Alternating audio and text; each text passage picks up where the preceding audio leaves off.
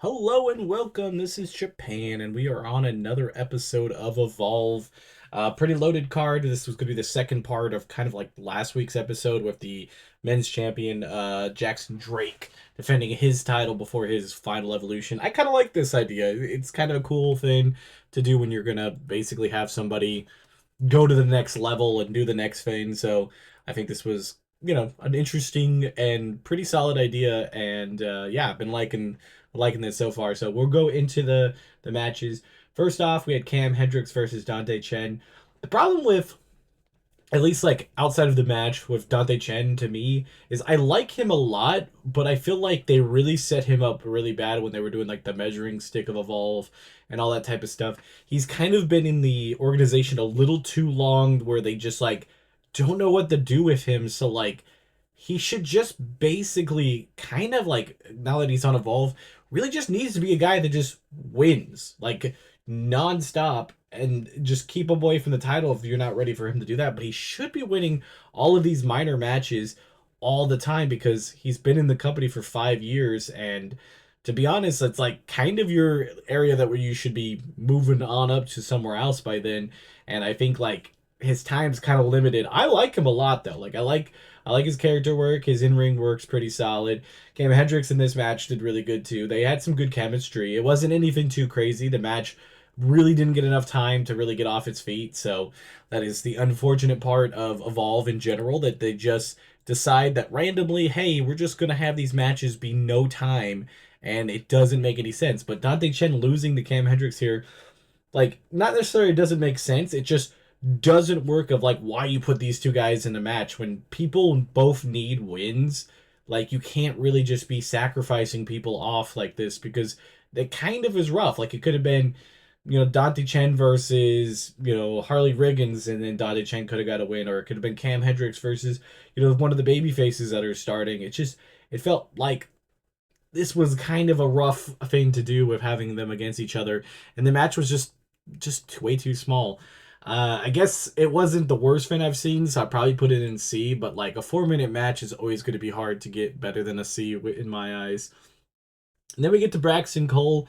I think I think I might just be a overall hater when it comes to gimmicks here in Evolve.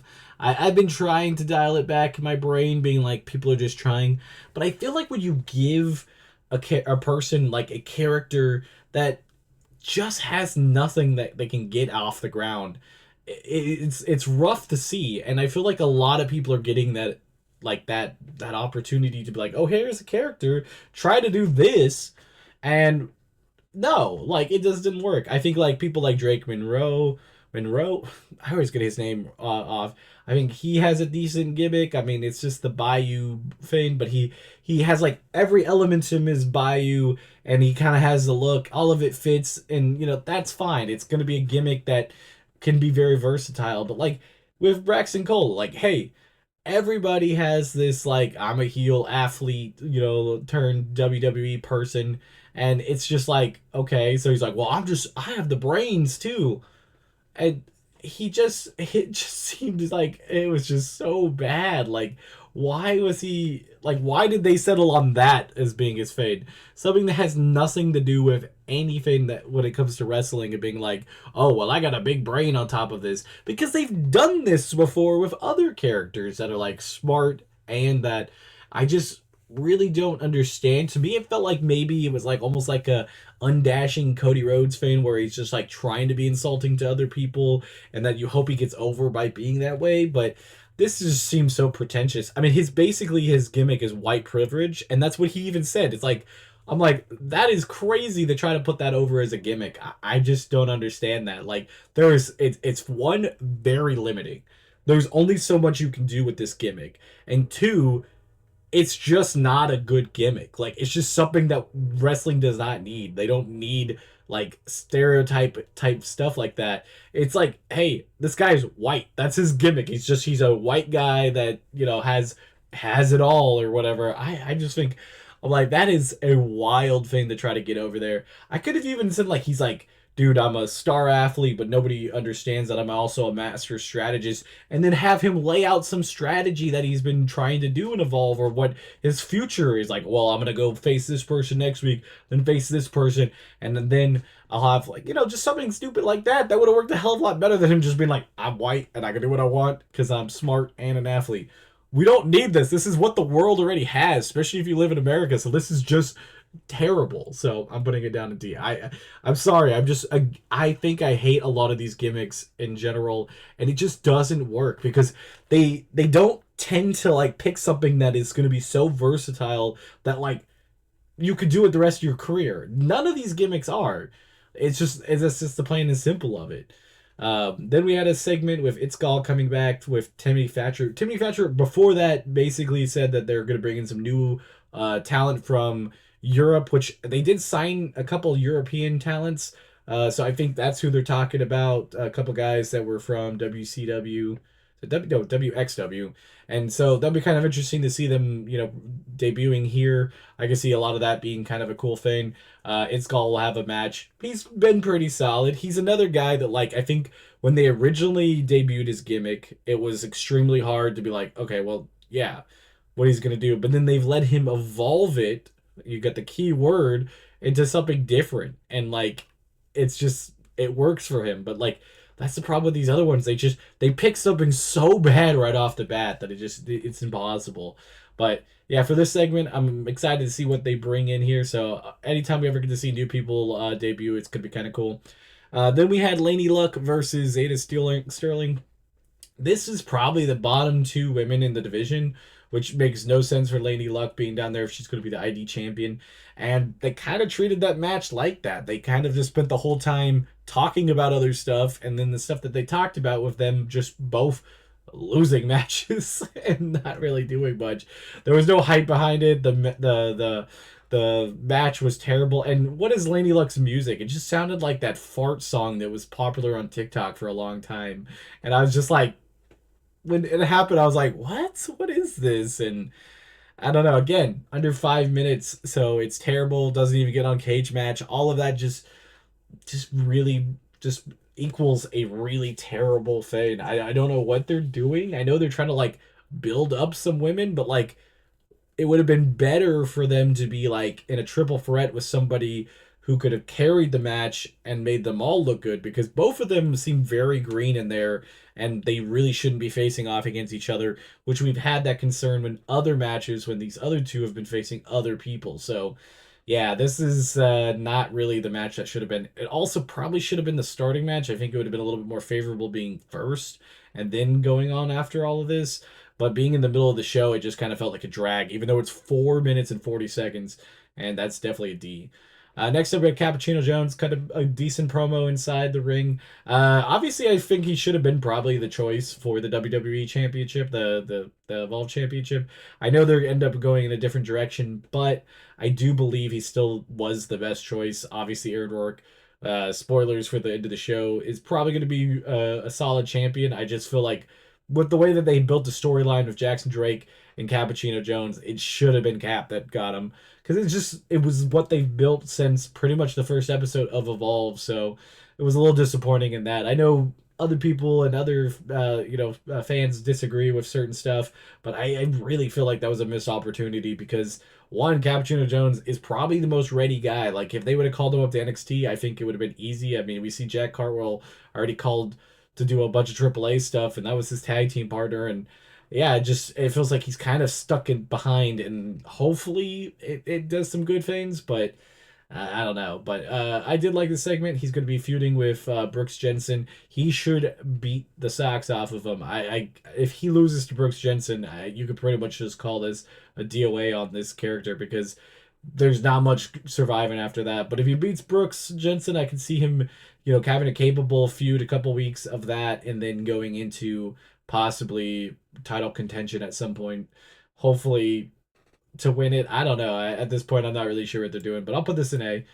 Next up, we have the Luca Cristofino and Chuy Martinez interview. Again, I feel like it's all I can do in Evolve is hate on these gimmicks, but this rave gimmick is it's something. And like I was told last time, he's a DJ in real life. And like I said, he plays the character great, but this character, like, what is this? Like, he went from a lawyer to the rave thing, no explanation. That was the weirdest part. Why not explain that? I know you're trying to just make it look like a fresh character, but it would give his character way more depth if they would have gave him a reasoning to switch. And instead, he just kind of has done this two promos in. It seems to be floundering. I'd like to see him in the ring sooner than later, just to see if he's sharpened his skills there. Because last time I remember seeing him in the ring, he wasn't that bad, and he could possibly hold on to somewhat of this working. It's one of those things where, like, in a vignette, like, introducing him is one thing. After this, it should be really just kind of a sideline thing where it's not his like main thing, because we've already seen a DJ character. This is the thing. This isn't new. This is exactly what Eddie Thorpe did on NXT, and it was awful. Like, this is just a recycled gimmick. That is another thing. When you recycle a gimmick and give it to somebody else like a year down the line, and you think, oh, people aren't going to understand. Well, people do watch the product for multiple years, and when that happens, it looks lazy. I'm gonna put this in D. I really didn't enjoy it. I'm gonna save it from being like, hey, it's dead on arrival until we actually see him wrestle. But there's nothing on the card anytime soon, it looks like. So good luck with that. Then we had Mike Cunningham talking to Lince Dorado. I love Lince Dorado. He's probably one of the most fun wrestlers that are on the Evolve roster. Really overly talented to be on this roster when you look at what he's done. But I do like that he's going to get a match here against Mike Cunningham. Again, not a big fan of Mike Cunningham's gimmick. I mean, I don't. It's a heel gimmick. That's the problem. I think, like, it's not necessarily like something I'd be like, oh, well, that just sucks. But it doesn't work for a babyface, and he's not really acting like a babyface, but he's clearly a babyface with hanging out with the other talent and stuff and trying to be a babyface. So turn this man heel, and I think he would have a way easier shot of getting this over. The problem is it's going to run very close to what Itzgall's doing, and unless they team them up together, which could easily be something that they should do, it's going to kind of be weird. But they will have a match next week. I'm actually looking forward to this because Mike Cunningham had some decent in-ring stuff. Lince Dorado has some really good stuff. This could be sneakily one of the better matches, especially for season 2. I'm predicting it could possibly be the season 2 match of the year so far. Obviously, we haven't seen the match, but I mean, we're going to get it close enough. I'll put this up an A. I'm excited about that. Then we get to the championship. It's Jackson Drake versus Aaron Rourke. They finally pulled the trigger on Aaron Rourke winning the title here.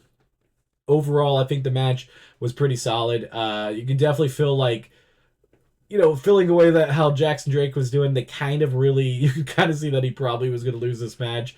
His body language didn't, really save up to it. Like normally you can kind of tell when like green people are going to lose, because they kind of like, you can tell the way that they're wrestling and reserving a little bit of this, not necessarily like sandbagging, but Aaron Rourke definitely could have got a little bit more from him. It's a bit of a strange decision with having Kendall Gray also, like with her winning. They probably should have done the same with Jackson Drake because he's taken now multiple L's like on NXT, like where he's got pinned, and then him losing here really doesn't put him in a position to get like all of a sudden a push on NXT.